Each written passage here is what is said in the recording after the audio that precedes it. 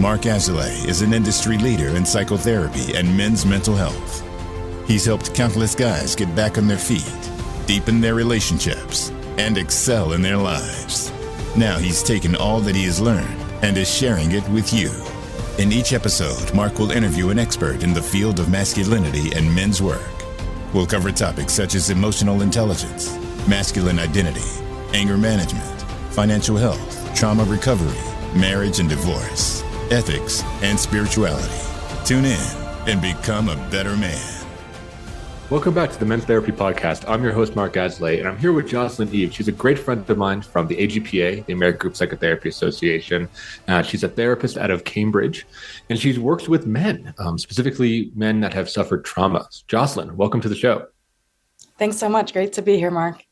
So I'm excited to talk with you because up until now, we've talked with a lot of men that work with men, and I'm interested in the female perspective of women who decide to work with men. So in this first segment, let's start with your story. What interested you about doing men's work and getting into this type of group and this type of treatment?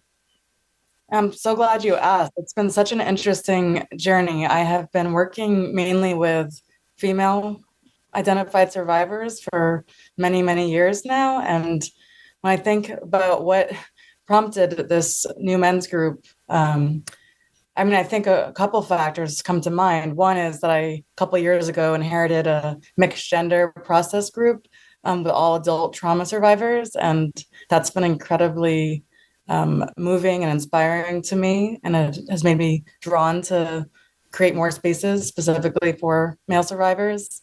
Also, a lot of the men in my practice are, coping, processing, dealing with the long-term legacy of kind of childhood adversity and traumas. So it felt like it was something I was seeing very pervasively across the folks that I was working with individually.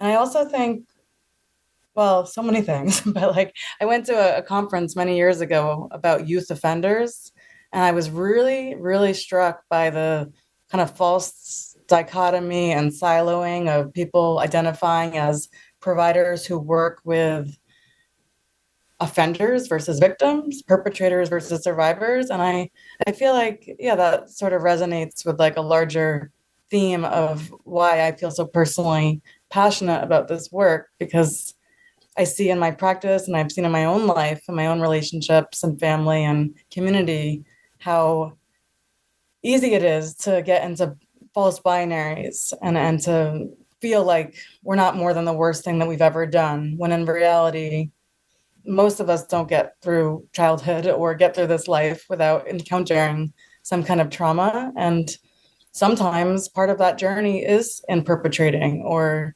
creating more harm or suffering or even abusing, someone. So I find that a lot of the work I do with men is related to that sort of grappling of all the shame that comes with the trauma, but then further shame and isolation and stigma that comes with then being in a position of harming others.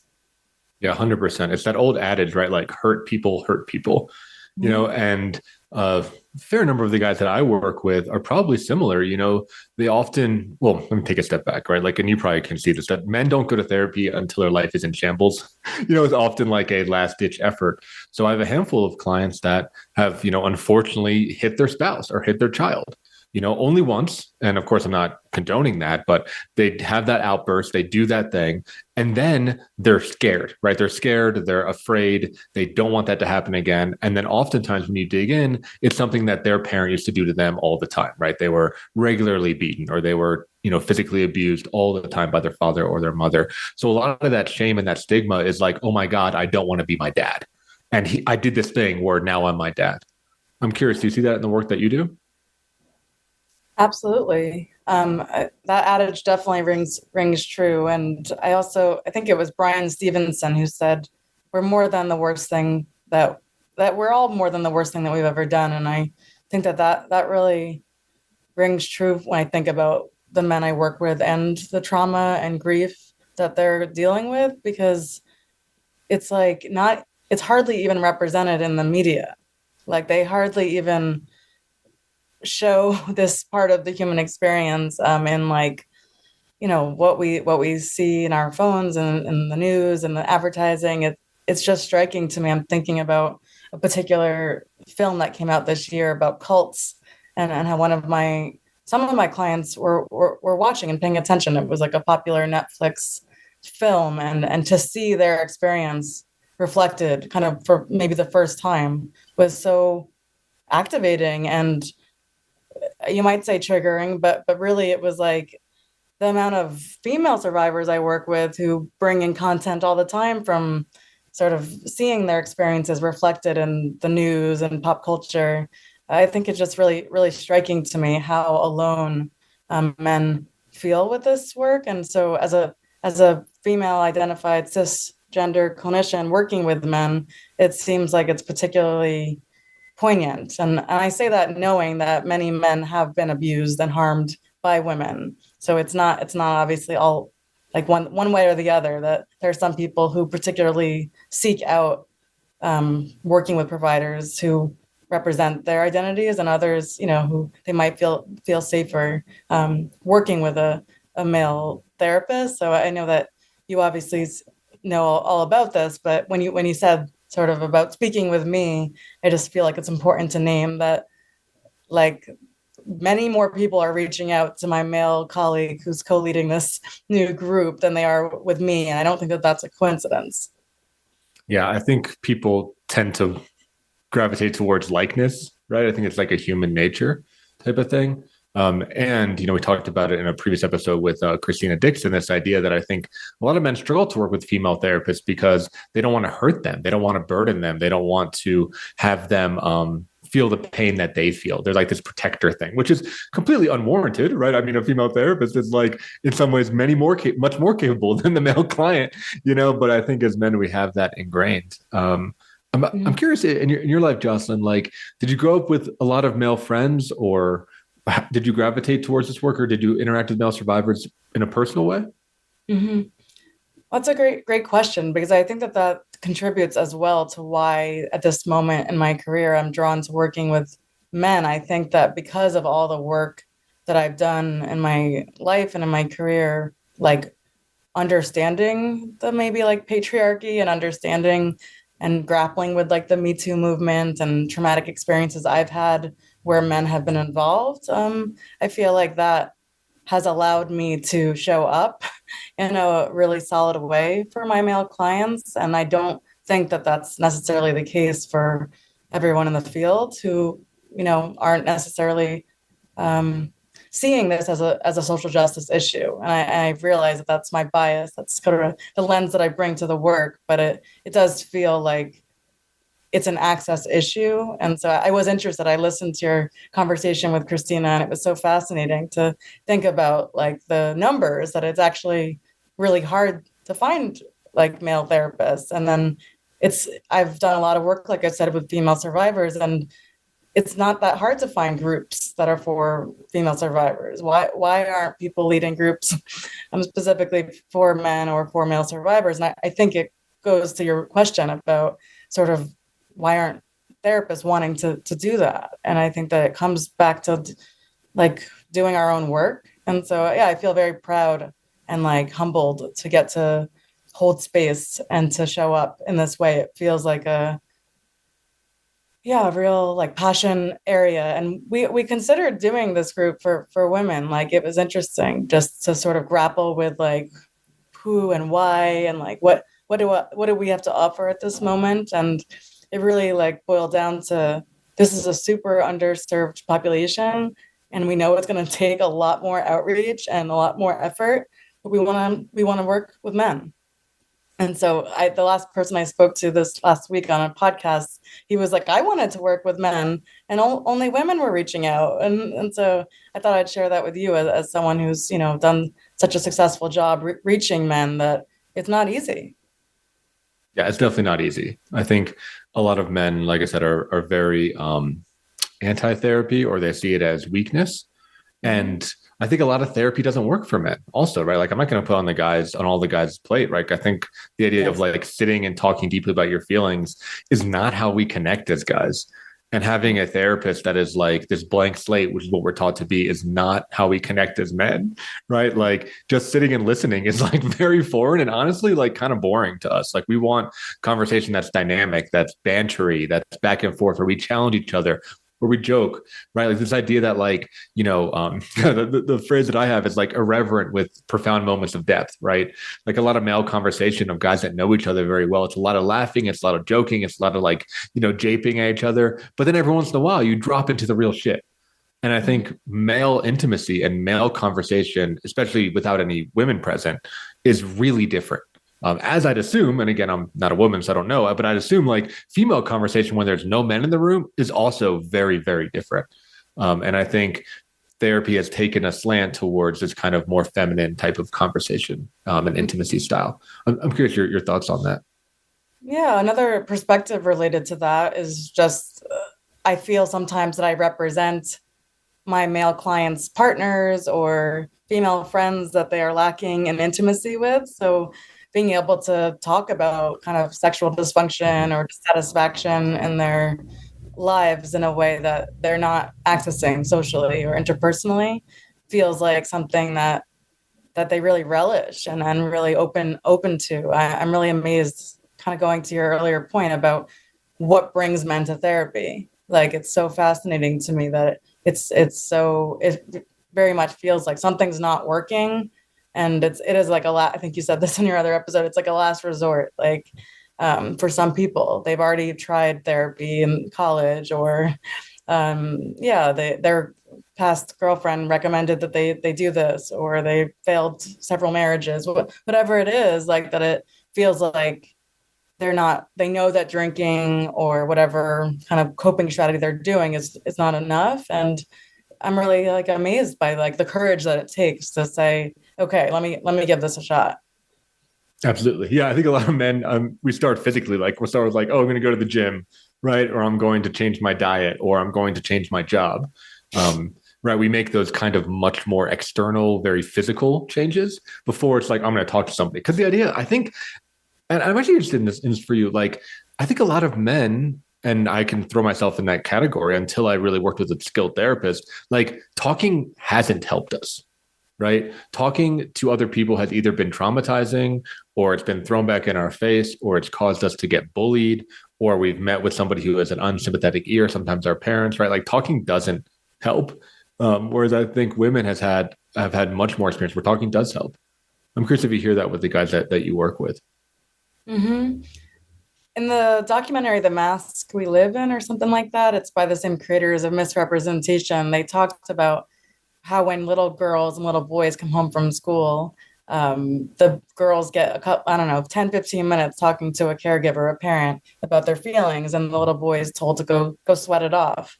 So I do think that it's very evident that the level of comfort and familiarity, the trust to just begin to build a therapeutic relationship is definitely markedly different in my clinical experience so far. But I also just wanted to kind of reflect on that sentiment that for men they should be okay, and that something didn't bother them so much that they should move on, that there's just so much like dismissing of the male experience even as like guys grow older, that I think that really comes through when they show up for therapy, and there's so little self-validation or affirmation that they've been through anything that could explain why they're struggling now. Right. Yeah. I think the superpower and the curse of the masculine is that we can compartmentalize, right? Because like biologically we had to do that. We had to put shit in a box so we can kill that deer, or so we can like kill that person, or we can do whatever, right? We can defend the people that we love. But now in the modern world, like that is really kicking us in the ass, right? Because I think our impulse is to compartmentalize, right? Shove it down and then move forward no matter what. And again, it's not all bad, but in the emotional relationship and the emotional world, it's not appropriate. It doesn't work anymore. Mm-hmm. I mean, I'll just quickly say that with right now, with another war being fought, like it just seems like such an example for like we can't talk about men and trauma and group work without thinking about like what we're doing to so many men and families right now with all the wars, that it makes sense that literally it's not just evolutionary, like it's happening right now, that we're kind of dehumanizing people and exposing them to such endless violence and trauma. Right. Yeah. And often men, whether they be soldiers or first responders or even dads, right? Dads and partners, oftentimes we do this like man up, muscle up thing where we put in the box, we move forward, and then we don't feel the repercussions for years, if not decades afterwards. And I imagine those are the guys that you work with where they put it in the box as a child and now it's coming up. Mm-hmm. Very much so. Yeah, it often isn't, I think, till people are out of their families' homes, far from the trauma, that it begins to kind of emerge, those memories and feelings, or when they're in a new intimate relationship, maybe it comes up sexually or comes up in the form of cheating or violence, as you named. So it's very much feels like a reactive thing, and that's understandable. Most people come to therapy and they say, I don't want to feel anxiety, I don't want to feel depressed, I want to be happy. So it's a very, I think, wholesome and human motivation, and yet we know that the work of trauma recovery takes time. Yeah, I think that's a great topic to talk about in our next segment, kind of how trauma manifests in the adult world and how guys specifically can work through it and start to heal, and some of the work that you do and the trauma groups that you run. Because I think a lot of guys, like you said, we don't want to admit that stuff happened to us, So being able to diagnose the problem does mean, I want to hear it to the guys out there, like that means that there's a solution, right? Like if you can diagnose a problem, then you can fix it. So there's something wrong with you that you have a problem. It means that, okay, cool, there's a pathway for hope. So we're going to move to our first commercial break. When we come back, we'll talk a little bit more about how it manifests in the present moment. Thanks for tuning in, and we'll see you on the other side of the commercial.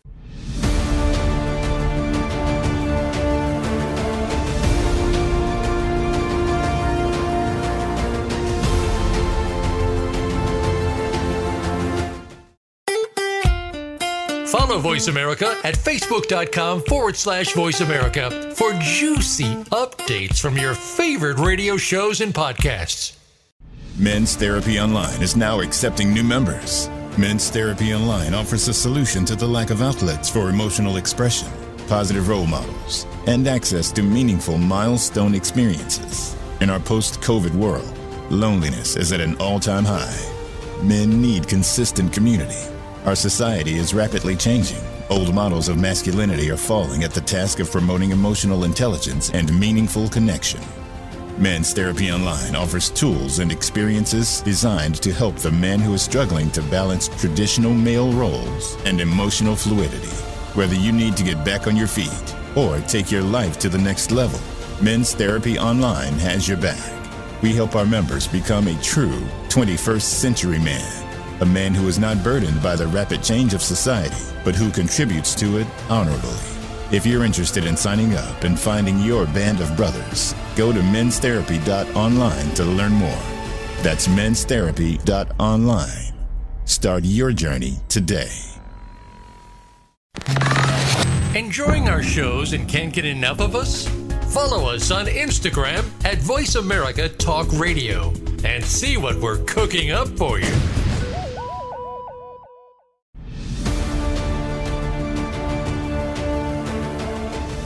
You are listening to the Men's Therapy Podcast with Mark Azalea. To reach the show today, please call 866-472-5791. That's 866-472-5791. Or send an email to podcast@menstherapy.online or visit www.menstherapypodcast.com. Now, back to the Men's Therapy Podcast. Welcome back to the show. I'm your host, Mark Azalea, and I'm here with Jocelyn Eve. She's a psychotherapist out of Cambridge that works with men, and specifically men trauma survivors. She runs groups that help them to heal through the traumas of their childhood. So, Jocelyn, I think we should just start right there, right? Like, how does trauma manifest when the man is an adult, right? Say something happened to them. How does it start to show up, 20, 30, maybe even 40 years later? Mm-hmm. Well, it's interesting the way you formulated the question, because it seems like when I think about the men I work with, it's been a long history of the trauma, I think, showing up and being masked and not recognized, and kind of, as I was saying in the earlier segment, kind of minimized and denied and repressed, not by the men necessarily exclusively, but by their partners and families and teachers and coaches. And then oftentimes as we become adults who have traumatic childhood experiences, we're further at risk for being re-traumatized. So we find ourselves in kind of codependent or abusive relationships as adults, or in toxic workplaces, or incarcerated, or involved with, the criminal justice system. So yeah, that's sort of my initial response.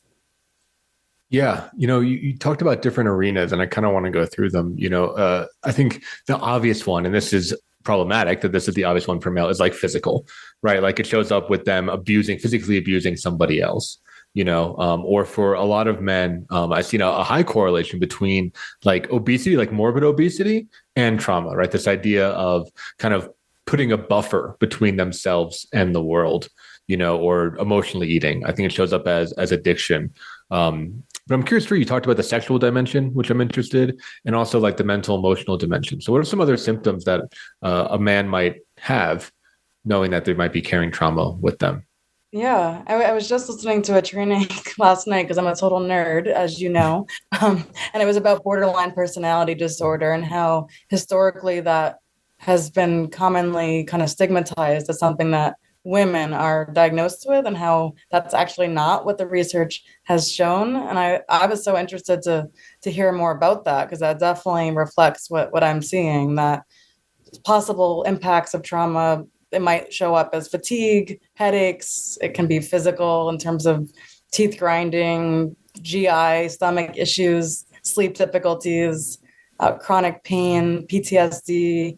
That there's so many ways that it shows up, and I think that unfortunately, as a society, we often come across trauma in men when it comes to looking at sort of who's represented in the incidents of gun violence, or who's getting in trouble for domestic violence, or just name the kind of headline, and men seem to keep coming up. So I feel like there's a real deep denial and stigma that really feels so pervasive. And I guess I wanted to underscore this because it's like even in the field, and that is such an issue. And then that fuels sort of my passion for doing this outreach and doing this work, so we can create more awareness that our brothers and fathers and grandfathers and uncles and male friends are really, many of them are really suffering. And I also don't want to, I know you're not saying this, but I don't want to conflate that like all men are like, obviously not physically abusive or anything, but there is an interesting overlap when I think about kind of the Me Too movement and men who are struggling with boundaries and navigating sexual intimacy and just negotiating needs and relationships at a really like basic level. Many of them have really grown up in invalidating environments, or not been a good fit for what their caregivers or parents could provide them emotionally. And I think that shows up a lot in the one-on-one, but also as a female group therapist, it shows up a lot in my group clients. Yeah. I'm really curious about the social justice lens, and where I go to is when I think of, okay, so let me take a step back, right? Because I need to talk about women first. I think women have a lot of slur words that are obviously used against them, right? Some words like bossy, right? Or bitchy, or, domineering, or nagging, right? Like these words that are like attached to women that are very, very harmful. So I'm going to talk about some of the men words, right? But I don't want to negate the female words, right? The men words, when I think about some of the male words, the words come to mind are like evil, right? Or bad, right? Or like chauvinist, right? Things like that. You don't often hear of like an evil woman, but you hear of like an evil man. And when you think about perpetrators, right, there's often this idea like, oh, there's evil out there in the world, right? Or they're a bad man, there's something like that. And I like that you bring in the trauma lens, because I think it adds more nuance to that, right? Like these people are not born evil or bad or like demonic or devilish, right? But there's more going on there. I'm curious what you think about that idea. And if you see that in some of the guys that you work with, kind of breaking through that stigma of them just like being a bad man versus being a traumatized man, Yeah, I absolutely see that a lot. And I think about it as like that kind of old school exercise about the looking at the box that we're put in, and like what does it mean to be a man? Mm-hmm. And to look at like how men are holding themselves up to these standards of what they were taught that really narrow definition of masculinity. So I know I'm preaching to the choir here, but that it kind of shows up in hearing their sense of perceived failure in their lives, whether it's professionally or romantically, feeling like they're not able to do enough for their partner or their friends. It's just like a real deep sense of inadequacy. Yeah, and I think of like the traditional masculine role, which I think is still relevant today, is of like that protector and that provider, right? It's like that guard. It's like you're both the guard of the castle and like the king, right? That like you like give out the gifts and you protect the gate. And I think a lot of guys are always ranking themselves, right? Like we love as men, I think we love and we respond well to hierarchy, right? That's what the patriarchy is, right? It's something that like a layer that we put over the world. And I think when men feel like you said, they're a loser, they're at the bottom of the hierarchy, they have nothing to offer, they can really spiral quickly because they often feel alone too, you know? And I think that that's what we're seeing with the incel culture online, that is like such a dearth of men's mentorship and support. And I know you're doing such amazing work to foster more community and kind of alternative therapeutic settings for this bonding and this healing to happen, because why else are people bonding over the internet about their kind of victimization as men? It seems like some of the people I'm speaking to who fall into that kind of demographic are now like, I just want to know what it's like to connect with other men in like a healthy way where I can get support, but it's like actually, I don't know, serving me and like what I value in life. Like there's a recognition of, I think, some of the toxicity, but like a lack of access to spaces and mentors and elders who can offer that kind of support. Yeah. So I'm curious to hear more about like the journey and evolution of the social justice movement as it relates to men, especially men's mental health, right? Because I think as it was getting launched, it turned off a lot of men because, specifically straight, white, cisgendered men were seen as like the enemy, or at least they were perceived as like an enemy. So I think a lot of men were like, whoa, I don't want to get anywhere near this. This thing is like demonizing me. I don't want to talk about it. But what I see, and I'm curious if you agree with this, because I think it's a little bit of a edgy statement, is I think specifically cisgendered white men need therapy the most, because cisgendered white culture is very isolationist. It's very individualist, right? It doesn't have family structure. It doesn't have, mentorship baked in. It doesn't have any of these things that, even more minority cultures do have, that are seen to be more family focused, more community oriented, more even faith based, right? Like the cisgendered white man is really an island. And I think they need a lot of support in the therapeutic world, which is wild, right? Because from the greater social justice movement, they're often seen as the most privileged, where I think in the mental health world, they're one of the least. I'm curious your opinion on that. So interesting. Yeah, I feel like we could go in so many directions, but I'm thinking about access again in terms of not just like finding a therapist that's a good fit, maybe accept your insurance or that you can afford, but I do think that it's striking how many folks have reached out for this new group who are on disability, or, they, for whatever reasons, can't afford or aren't comfortable paying. So that there's a lot of layers to that. But thinking about this topic as a social justice issue and like what it means as a business owner, as a private practice therapist, to make space for the marginalization of why, and not to put it on men as like, they're just not willing to pay or invest in their healing, like to recognize some of the ways that they are on the fringe of society. Like it's just really hard, I think, to expect people to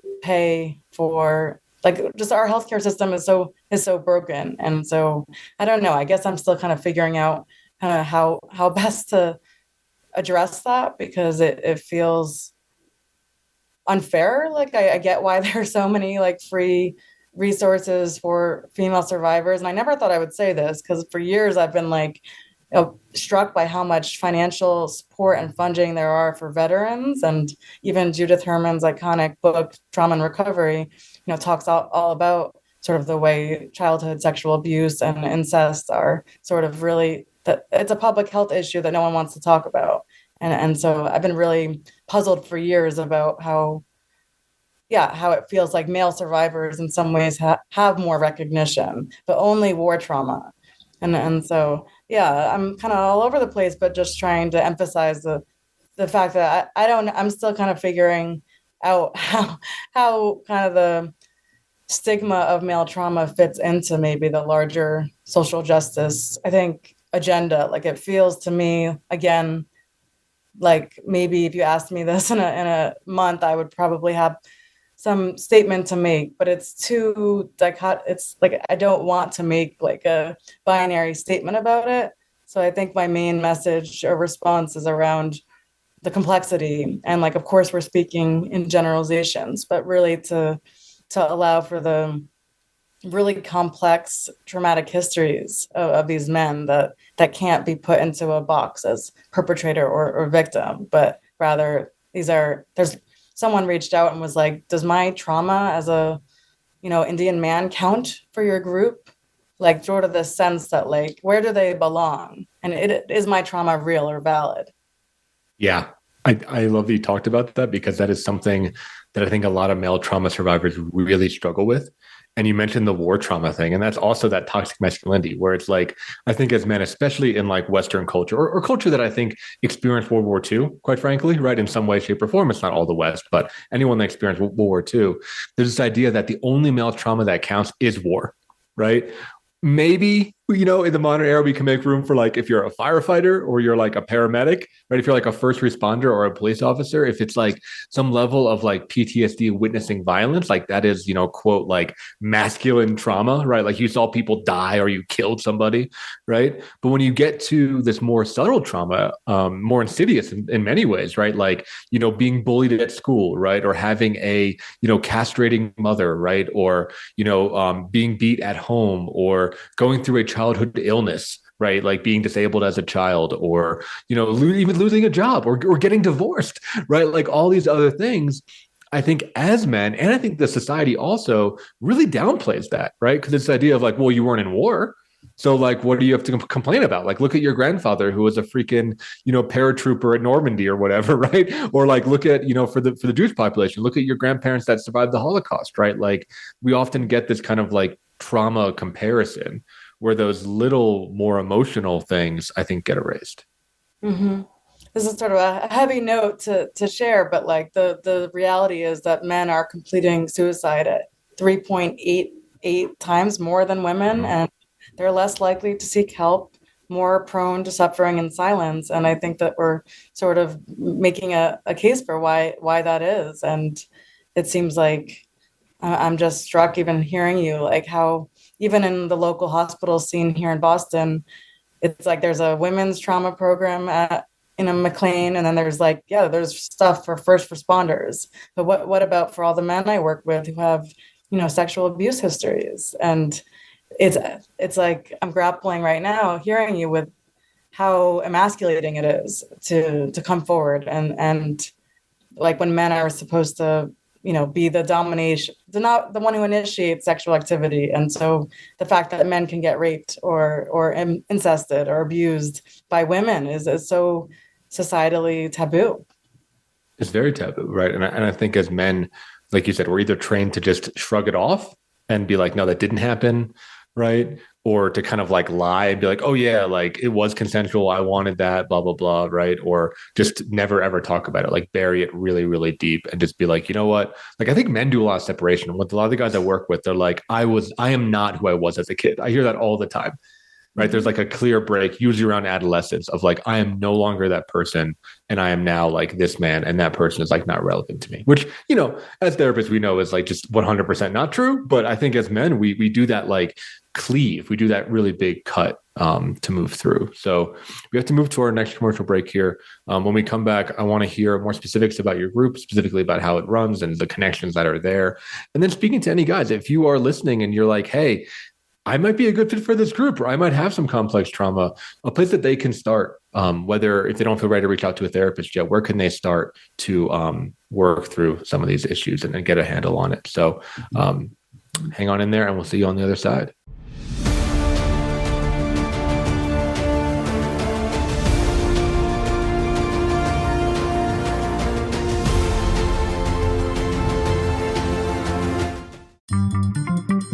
Voice America is on LinkedIn. Connect with us today.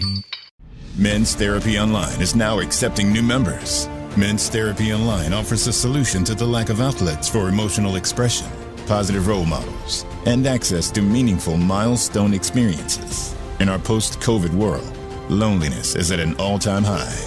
Men need consistent community.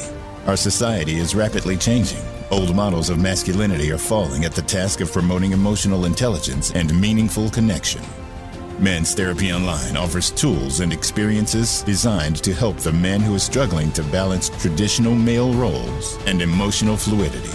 Whether you need to get back on your feet or take your life to the next level, Men's Therapy Online has your back. We help our members become a true 21st century man, a man who is not burdened by the rapid change of society, but who contributes to it honorably. If you're interested in signing up and finding your band of brothers, go to menstherapy.online to learn more. That's menstherapy.online. Start your journey today. Want to see what Voice America is up to behind the scenes? Follow us on TikTok at Voice America Talk Radio.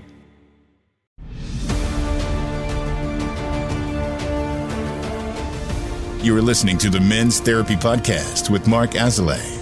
To reach the show today, please call 866-472-5791. That's 866-472-5791. Or send an email to podcast@menstherapy.online or visit www.menstherapypodcast.com.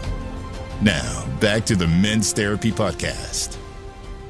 Welcome back to the show. I'm here with Jocelyn Eve, and we're talking about male survivors of trauma. So Jocelyn, I was curious, a little bit of a sidebar, but I imagine in the groups that you run, you're the only woman in the room, correct? That's correct. Right? Like you're the facilitator and you have a male co-facilitator. So I'm just curious, like from a personal / professional, whatever standpoint, what is that like to be the only female in a room of men doing this really hard and courageous and necessary work? Well, I should edit that actually. The group I took over is mixed gender, and it's really interesting to have a mixed gender group because so often we do separate, for all sorts of reasons, groups into a more homogenous population. But I actually feel really excited by that type of trauma group work that is mixed gender. So it is new actually for me to be in a group with exclusively male identified survivors. But I suspect that, because we have a mixed gender co-leadership model, that there will probably be lots of dynamics related to people's respective histories of what their relationships are like with their mothers or caregivers. And we're very much like anticipating that it'll be interesting to have two of us. And that's why each of Dr. Gladstone and I are both reaching out one-on-one with anyone who's interested in the group so they can get a sense of what it's like to be with me and what it's like to be with him. Again, not making any assumptions, but giving them the chance to share if there's anything particularly triggering about having a female therapist in the room or anything that, might come up that we can anticipate and support them as leaders and also obviously as a group. Yeah, I think that's really important. I mean, one of the work that is aspirational for me, right now I'm building this whole men's, program, right? But the work that I'd love to be doing in 10 years is actually gender reconciliation work. So finding a partner or finding multiple partners that are running women's programs and then starting to do more mixed gender and more kind of like mixed retreats, because I think that there is so much work to be done there. And I think there's so much power in having, people of all genders that have done work already, then come back together and be like, okay, how do we fix that? So all that to say is I imagine as you as a female facilitator, you're going to be holding a lot of that gender reconciliation, right? You're going to be holding a lot of those projections that these guys might have on women. Yeah, it's hard. It is hard. I'd imagine. Yeah. Anyone listening who does work with trauma, whether it's personally or professionally, like we can't and are not meant to hold this stuff alone. So I do a lot of my own work and get a lot of supervision and consultation. I'm so grateful for this opportunity and connection with you to continue to build that relationship. But just thinking about what that's like, it's challenging and it's interesting in the mixed gender setting to see sort of some of the female clients notice or stand up for me or feel protective of me when some of that anger or dismissiveness or kind of internalized misogyny comes through. And I'm very much, early career here. So I'd say it's definitely a learning edge, how to like continue to hold that space so that I can invite the aggression and I can invite that trauma to get reenacted in a safe enough therapeutic way.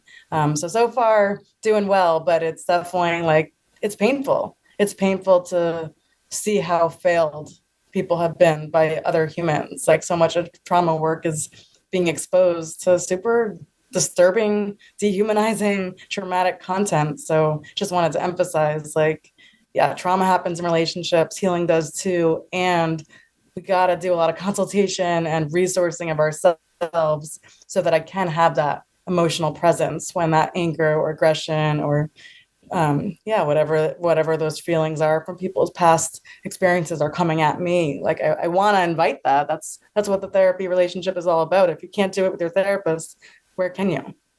100%. Yeah. And like you said, you're going to get a lot of that anger and pain and all that kind of gunk that's been, stuck down there for a long time. And I think it's really brave that you're standing and be able to do that because, as much as I promote men working with men, I do think, especially in cases of trauma, it's critical to do it with a female, to like work through some of that stuff and be able to get that experience, that kind of like corrective experience, right?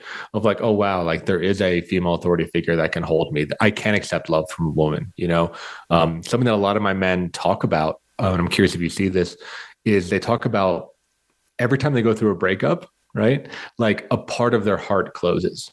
So the next subsequent woman that they're in connection with, then we're talking, of course, like heterosexual, heteronormative, right? But every next relationship, they love that woman less and less and less and less, right? Because those things never get healed for a lot of them. By the time they get to the person that they maybe end up life partnering with, the relationship can feel very flimsy and very surface level because they never loved as fully as when they were a teenager or when they were in college or when they were a young adult, because they don't, I think as men, we don't know how to work through that, So I think being able to work through some of those intimacy barriers with a female therapist is crucial, is 100% critical to healing. Absolutely. Yeah. I'm thinking about all the difficulties people have once they're out of school and like making friends as an adult too. And how, like, if I had a message for any men listening, it's like, you're not alone. I really encourage people there's so many amazing free resources online, on social media. There's also a lot of terrible resources out there, but to look for spaces and people and opportunities to share and connect authentically. And I'm not going to pretend like it's easy out there. And I know it's not, especially with online dating and all the like traumatic stuff that we're living through right now, but that there are people like the two of us who want to be there and want to be a bridge and a community builder, and that you're not alone, that this trauma happens, mental illness happens, where we're all going to encounter different kind of losses and sorrows in life, but where we can support each other and have that burden be even just a little bit lighter, have someone shine a light in the darkness. That's what it's all about. I think that's really well said. And let's dig into a little bit more. So if we have male listeners that connect with this, where should they start? Yeah, so welcome to reach out to me on my website as well as on social media. I'm on there. I would say that the group we're still enrolling and speaking to folks, and we're getting a lot of interest. So I'm happy, or Dr. Gladstone, Adam is glad to speak to anyone if you feel more comfortable reaching out to him. I would say the first step is to reach out. If you're just looking for a therapist or a support group in your own area, Psychology Today is an excellent resource. Hello Alma is another good one. I'll share in maybe the show notes some particular male survivor resources that I recommend. But I also wanted to make a point to say, in terms of the group that we're leading, that some of the goals are to incorporate psychoeducation, to incorporate internal family systems, and to incorporate a space for processing. So that's not something that I've seen done really, really before. And we're really trying to, have a structure and have like a plan here while also making space for the unique and individual courageous men who are reaching out to show up for this opportunity, and making sure that it's a good fit means we're doing a lot of screening and a lot of conversations to set people up for success, to support them in identifying what is your particular goal right now in your recovery. What do you hope to get from this group? Because otherwise, how are we going to know if this is the right fit or if this is helping you? So we have to know where we're starting. So really the kind of recruitment process, the kind of first step is, getting to know me and Adam and seeing if it feels like, we could be part of your team of support. Yeah, I think that's really great. I love that you have like a personalized touch with it, I think that is, at least I found one of the benefits of running private practice groups is that I can actually keep my groups small and I can spend the time required on each of my clients. When I was in the agency world, I ran a lot of groups, but they were, frankly, a lot lower quality because there was a lot going on. I didn't have time to like really personalize it. There were often like, 20, 30 people. So I think having a smaller group, something that I would add for guys that are working with trauma, because we talked, guys start physically. So I would encourage a guy that feels like there's something going on is actually like really start working out or start doing yoga, start doing any kind of like mind-body connection exercise, Tai Chi, stretching, calisthenics, something that like you're actually moving very slow and purposefully. Something that I experienced when I was, doing a chunk of my trauma healing was I would have emotions in my body. So I would get into a place where that I've ignored for a while, and I would start running or start lifting or start stretching, and I would feel really sad, or I would have like a memory come up from my childhood, or I would all of a sudden feel like really like gross and nauseated and disgusted and stuff that like didn't fit with what I was doing, right? I was like literally doing a forward fold or literally trying to like do pigeon pose and open up my pelvis or something, right? And I think that there is this really critical mind-body connection piece that can sometimes get overlooked. And I think as guys, like there is a whole world there, as physical as we can be and embodied that we can be. There's something different of treating your body as like a pet or like as something to protect versus treating it as a machine or a robot that you just use to like go conquer the world. I'm so glad you said that. We actually, both Adam and I, are really big into mindfulness-based practices. So we likely will start each group, and I do this with my other group, with a couple of minutes, especially in the virtual therapy world. Like we could just be like, click, click, click, click. Oh, suddenly I'm here. So like, how do we sort of feel more embodied and help us to transition from our morning events or whatever meetings we just came from into this like more intentional therapeutic space where you can do some de-armoring. So I do like a good workout metaphor and thinking about like, what are the like, maybe not 10-pound weights, but what is something that, feels doable. And I always like to invite people to make a choice. You can keep your camera on, you can turn it off. I'm just going to take a couple moments to orient myself and like notice where my body is on the chair.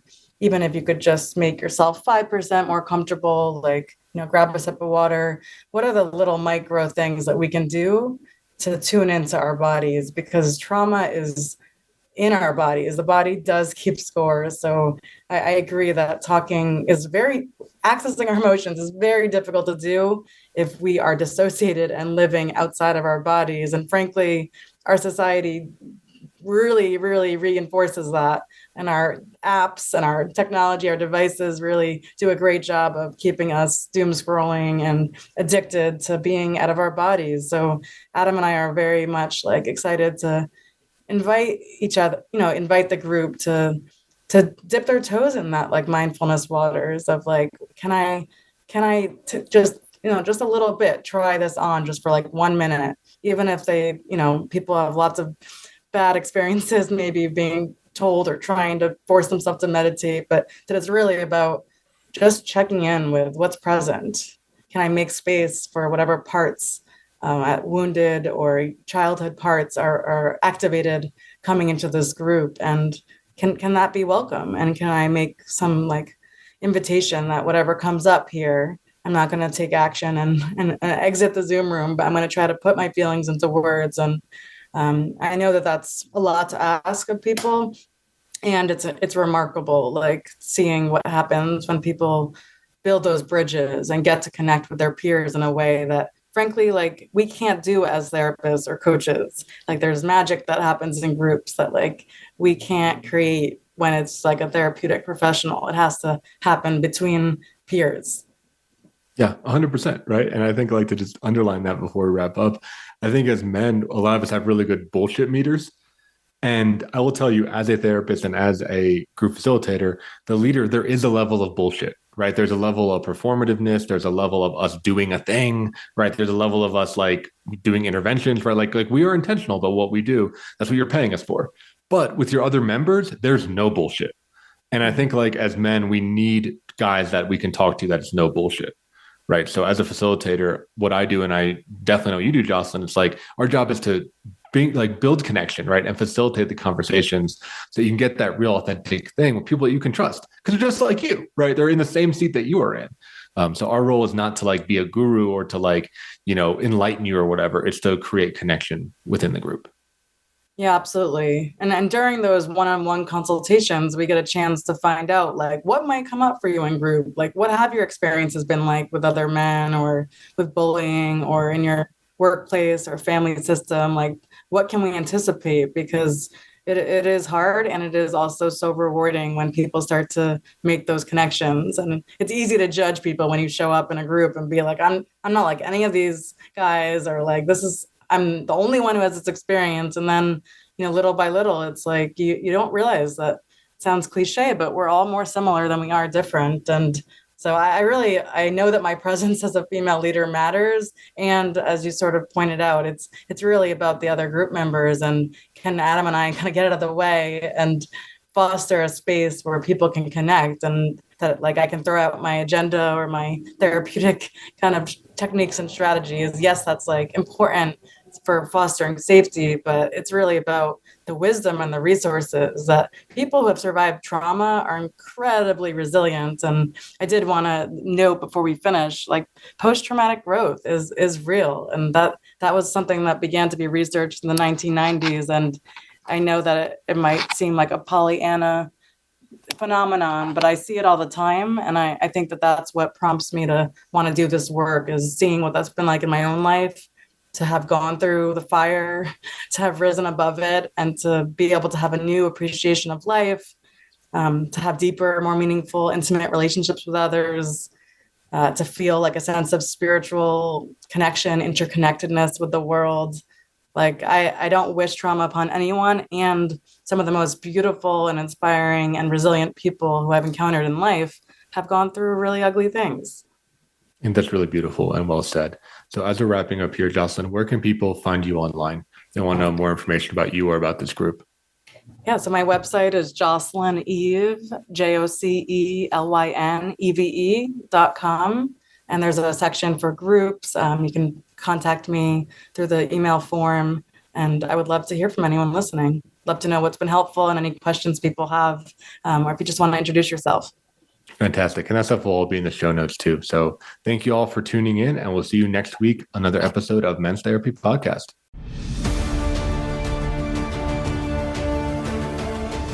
Thank you for joining your host, Mark Aguilé, on the Men's Therapy Podcast. Be sure to tune in again live next Wednesday at 2 p.m. Eastern Time and 11 a.m. Pacific Time on the Voice America Health and Wellness Channel and anywhere podcasts are found. To support the show, leave a review on your favorite podcast platform. For more information or to apply to be a guest, visit www.menstherapypodcast.com.